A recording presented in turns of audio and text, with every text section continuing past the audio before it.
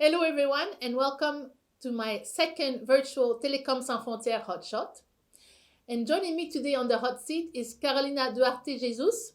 She's Communication and International Relations Officer at Télécoms Sans Frontières, also known as TSF. Carolina, benvinda. Obrigada. Thank you for having me. I'm very happy to be here. So, Carolina, this is our second virtual hotshot. On the first one, we had the pleasure of having your director, Monique Landpetit.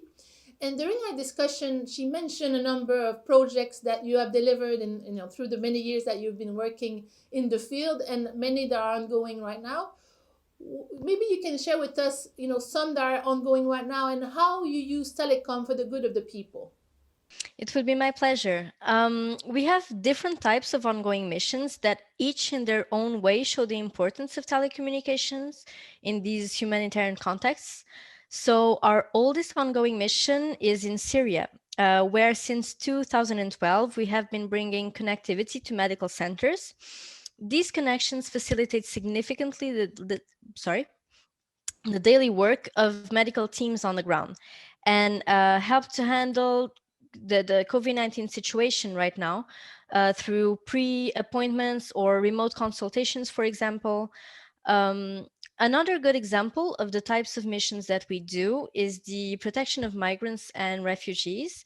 So since 2017, we are deployed in Mexico, where we have installed information diffusion systems in migrant shelters.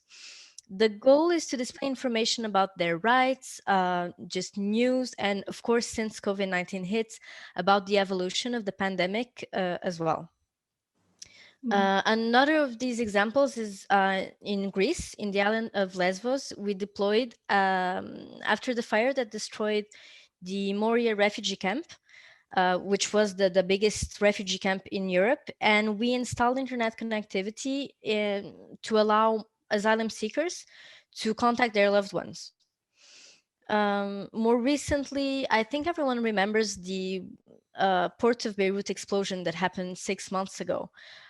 We also deployed there in its aftermath, and we set up a call center with a local partner so that victims from the explosion could report their needs regardless of the field, be it medical, psychological distress, financial aid, etc. Finally, we are also always on alert to deploy in case of sudden disasters, such as after the tropical storms Eta and Iota last year in Honduras. What we do in those cases is provide connectivity to relief organizations, and we allow victims to contact their loved ones. That's instrumental for them to say that they're alive and well, to ask for financial help, whatever may it be. And we do this through offering calls, but also Wi-Fi connections. So that is really the core of TSF's mission.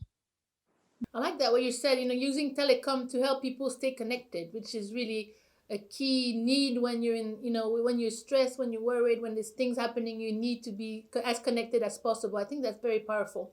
But, you've talked about many diverse types of projects, which is amazing, but I'm sure each come with their own sets of challenges. What are the main challenges you face or you encounter when you provide emergency support? Well, as you mentioned, every situation, these situations are different. And just that in itself represents the challenges that we face actually, because often we are among the first organizations on the ground when disaster strikes or there's a humanitarian, complex humanitarian crisis that arises. And this means that information available on the needs and the context in general is always very limited before the deployment.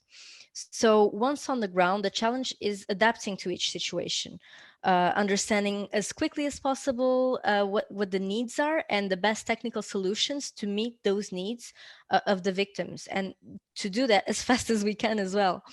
So we have to adapt to each situation of the affected people, adapt the technical solutions, adapt to the context. For example, in Lebanon, which I just mentioned, the call center that we set up, it was built on a previous use of VoIP technology that we used in Brazil that enabled the Venezuelan refugees to contact their relatives. So what we did was transform this solution into a call center that could then identify and register the needs of the victims of the explosion. So this was a huge work from a technical and operational point of view, but our IT team is absolutely incredible for that. Um, just one last thing that I think should be mentioned is that we have to also take into account that humanitarian crises are changing, and more complex crises are emerging. And responding to these crises requires a different approach from relief operations following, for example, a sudden disaster, beyond the adaptation of the technical solution. Because nothing is more important than saving lives urgently. But experience shows us that deeper engagement with social, economic, and governance structures in long term contexts can ensure, if not sustainability, more resilient systems that can continue to save lives throughout the crisis. I think this is really, inspiring, the work that you do, and I'm sure lots of people out there are wondering how can they help. So, what is the one thing that they can do to support all your efforts? The one thing that everyone can do is talk about us.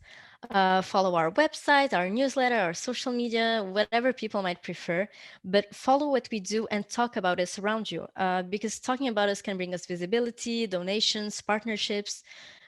We look forward to discussing collaboration opportunities with any organization that shares our commitments and values. So if you believe that your organization would be interested in supporting us, do not hesitate to reach out. On our website, you will find all kinds of information on how to support us, or also how to donate if you wish to do so. So go on www.tsfi.org.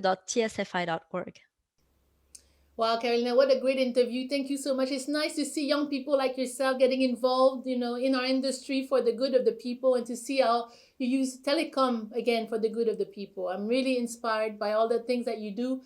And as I say, doing good is hot. So Télécoms Sans Frontières is definitely hot. Carolina, thank you so much for joining me on this hot seat. Everyone, thank you for watching, and until my next hot shot.